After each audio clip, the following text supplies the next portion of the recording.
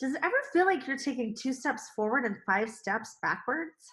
How are network marketers like us supposed to rank, advance, and build a downline without begging our friends and family or having supermodel good looks? My mind was blown when I realized that the top network marketers aren't calling their friends and families to invite them to lame hotel meetings and in-home meetings. I've spent the last 2 years learning from and dissecting the system that top earners in the industry use. Follow me on the journey as I continue to learn and implement the top marketing tips and strategies to grow my downline. This is Sarah Peterson, and you're listening to MLM Marketing Explosion. You are nobody's boss when it comes to network marketing. The only person's actions that you can control are your own. You can encourage, you can cheerlead, you can make things easy for the people that you enroll, but at the end of the day, they have got to decide that they want to make a change and that they want to take action. Consequently, that can lead to feelings of discouragement, frustration, feelings of failure. Today, I'm going to share 3 things that you can do to build resiliency and get back on track quickly, no matter what happens in your downline.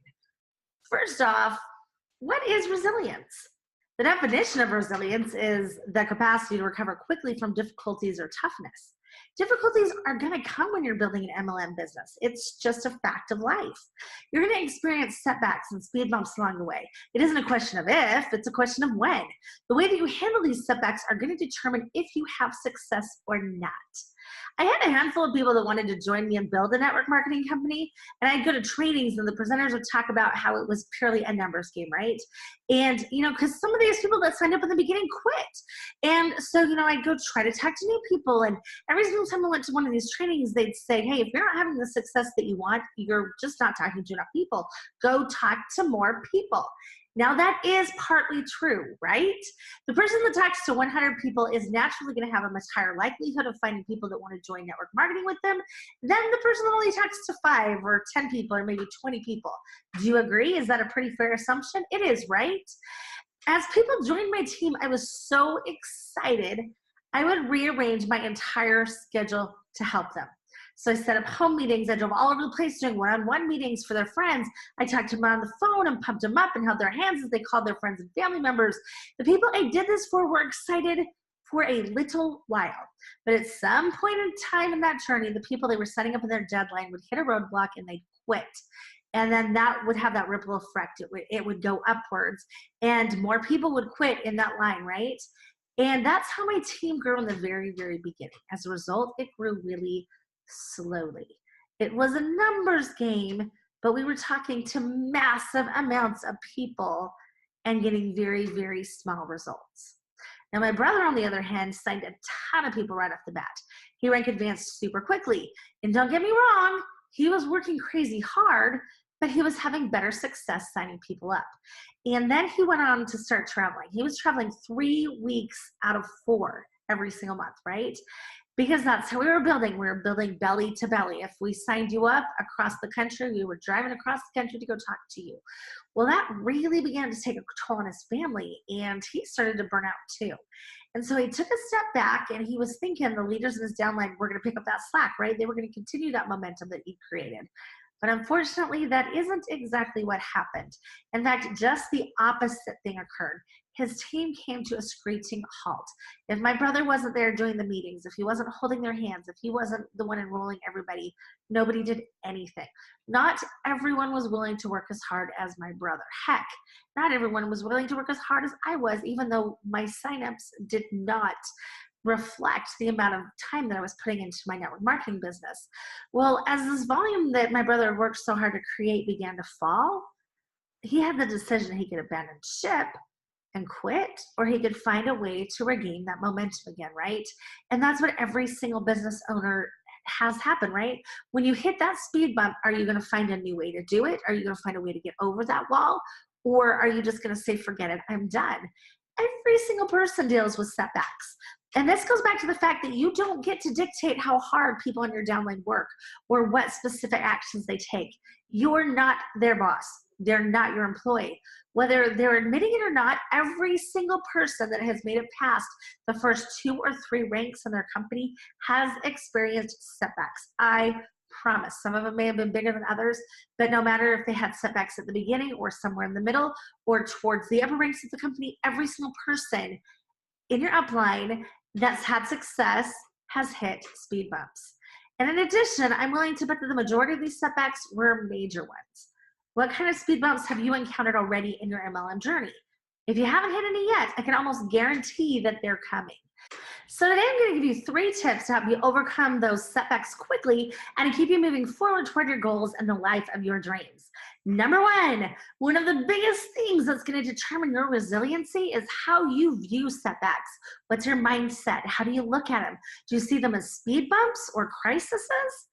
And this reminds me of the story of Chicken Little. In this story, an acorn falls from the tree and hits this little chicken on the head, right? He immediately panics, he overreacts, he starts running around telling everybody that the sky is falling. And if he'd slowed down and actually analyzed the whole situation and kind of stepped back from it, that panic would have been averted. The chicken would have been able to step back, recognize that it was in fact an acorn, not the entire sky falling down, and life would have gone on, right? Do you tend to make mountains out of molehills? Have you ever been a person that creates drama everywhere they go? Don't be that person. In addition, when things go wrong with your downline, do not talk to your downline about it. Instead, talk to your upline and see if they can offer company-specific advice on how to handle it. When things go right, go down. When things go wrong, go up. Do you get what I'm saying there? Everything good is going to go down to your downline. The things that may be a little bit more drama or when you're questioning things are all going to go up to your upline because it's not going to affect your team. Even if you think it's a minor thing or an issue, don't ever poison your well, so to speak. You don't need to be fake, but always keep it positive. The last thing you want is for a new distributor or even a seasoned distributor that's questioning, or going over that speed bump to hear about the drama and decide that they don't want to do network marketing anymore, right? Number 2, let it go. Are you singing the song yet? I know, right? Let it go. It sounds so cliche, but it is so true. Have you ever talked to someone or sent out a message or had something in your day happen that you wished you could change it? Have you ever, if you're doing the one-on-ones, have you ever left that one-on-one and been like, oh, if only I'd done this, that would have been different? Or if, depending on how you have your notifications set on your social media, have you ever woken up to that message that you were like, crud, holy carp, I wish I hadn't seen that this morning. It's going to totally affect the whole day. Have you ever had that happen? And then have you imagined what would happen if you had just responded differently or done something different to begin with? Have you ever replayed that scene in your head over and over and over and over and over again in your head? Has that ever happened to you? Well, as much as you wish that you could go back in time, you simply can't. So beating yourself up about it doesn't change anything, and it truly does rob you of future success. It's okay to use it as a teaching experience and evaluate how you could maybe have done it differently or how you'd like to do it differently next time. However, once you've done that, move forward. Don't let it hold you back from the great things that are coming in the future. Truly let it go. Walk away from it.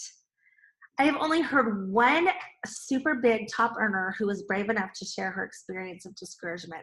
And she happens to be a top earner in my company. And I know for a fact that she had been stuck at the top ranks of the company for a couple years. She kind of shot to the top really fast and then she got stuck. She experienced some growing pains. And at one point, an entire leg, a whole big leg left her downline. It left her confused. She was frustrated. She was discouraged. She was super depressed. You guys, I know what that feels like. It happened to me when we were doing about $60,000 a month in volume. We lost a whole leg and it hurt. Can you imagine what it feels like that when you're doing over $500,000 a month and you lose a whole leg? And that's where she was. And it hit her so badly that she stated that she climbed into bed, curled up under the blankets for a few weeks, and didn't climb out of bed. This experience had totally taken the wind from her sails, and she wasn't even sure that she wanted to rebuild her organization. I get it. She worked so hard the first time around. She developed relationships. She'd done everything that she could to set them up, and yet still, they'd taken a free agency, and they'd chosen to leave and go do something else.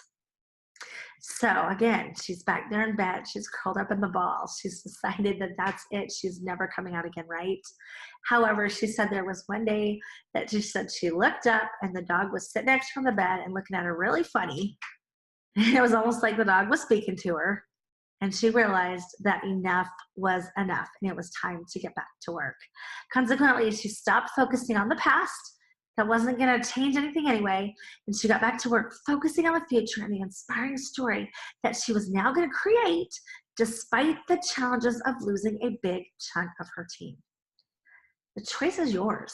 You can wallow in the mud and that self-pity, or you can move on. You don't always have control of the things that happen in your MLM business. However, you can always determine your attitude no matter what. Number 3, become skill-oriented. I talked to hundreds of people, and very few people joined my MLM team as a personal distributor. I was so frustrated. I knew about the product. I knew about the company. I could do a home presentation. I listened and responded correctly on 3-way calls. I talked to everyone I met, but I still wasn't having the success I wanted. I made every excuse in the book, like seriously. So-and-so isn't having success either. It's not my fault. Oh, it's just because I live in the wrong place. Things would be so different if I lived somewhere different. I can't do more than I'm already doing. I've kind of got a full plate. But the truth of the matter was that I didn't know how to do sales. At the end of the day, I had no clue how to do sales. So I was burning through people and burning through my names list. I had no idea what questions to ask in order to overcome those objections and help the other person take the next step. I had no idea how to quote unquote close them. As soon as I evaluated where my skills were lacking, and I mean like really took a hard, long look in the mirror, I was able to then get the training that I needed. Things might be out of your control within your network marketing team because you can't control what they do. However, there are also probably skills that you can learn and get better at that will definitely improve your marketing ability and your success rate. So as a quick recap, number 1, how do you view setbacks? Are they stepping stones or stumbling blocks? Number 2, let it go. If you can change it, then change it. If you can't do anything about it, then just move on. But either way, let it go. Number 3, focus on your skills. There's always room for improvement. Pick one thing that you can improve on and master it, and then move on to the next skill. Do you have an entrepreneurial mindset? Don't miss tomorrow's episode as we go through the characteristics that all entrepreneurs have in common. How do you think that you're going to compare? If you've liked this information, if you're getting value from these episodes, please go ahead and write me a review and subscribe to this so that you don't miss anything. In addition, it would mean the world to me if you shared this with one friend if you're getting value out of it. Join me tomorrow. You're not going to want to miss out. Are you an entrepreneur? I'll see you soon. Are you tired of bugging your family and friends and bumping into the same people all over social media trying to pitch your opportunity? If so, grab your team members and go to www.marketingexplosion.org and pick up your free copy of MLM Momentum. It's going to teach you how to get people coming to you and applying for your opportunity. It's also going to teach you how to get paid for prospecting. See you soon.